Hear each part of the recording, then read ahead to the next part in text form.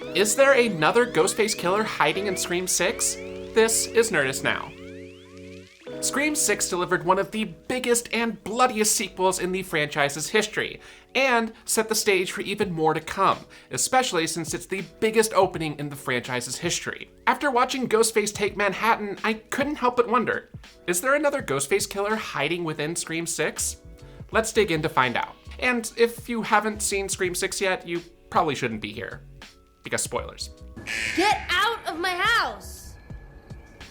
After looking back on the events of the film, I began to piece together a theory about how not only is Sam's love interest and proverbial hot guy across the hall, Danny Brackett, secretly involved in the events of Scream 6, but that he will come full circle to be the primary killer of Scream 7. Let's begin at the end and who we know was under the Ghostface mask.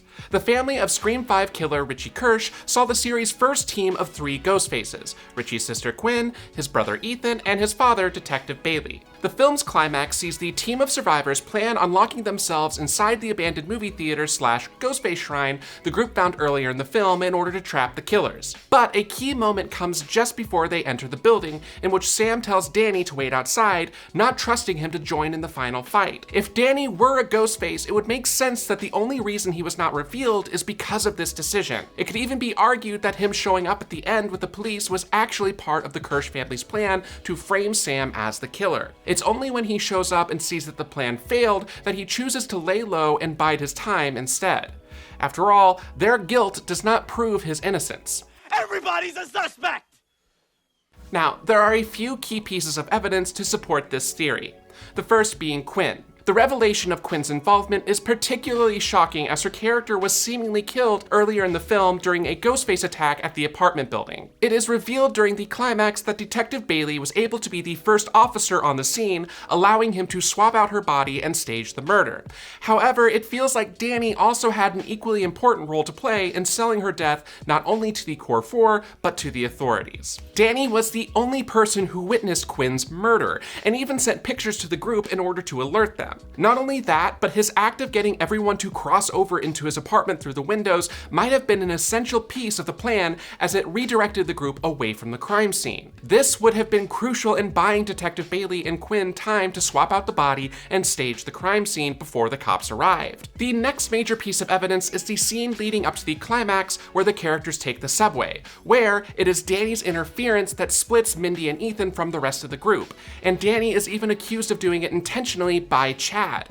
It's never brought back up as the group moves into the climax at the theater before they learn what happened, but the events that play out as a result of it suggest the accusation was true. With Ethan still under extreme suspicion and Quinn already masked and waiting, the attack on Mindy in the second car appeared to be a coordinated effort that could not have happened without the direct action that Danny took to split up the Core 4. Additionally, a speculatory theory within this theory is that it would also seemingly make sense that Danny was part of the Ghostface attack on Gale. The physical capabilities of who is under the mask have never been consistent, but it would make sense that Danny would be the Ghostface responsible for taking out Gale's boyfriend while Quinn toyed with Gale. It could also mean that the killer on the phone wasn't lying when they said they had left the building.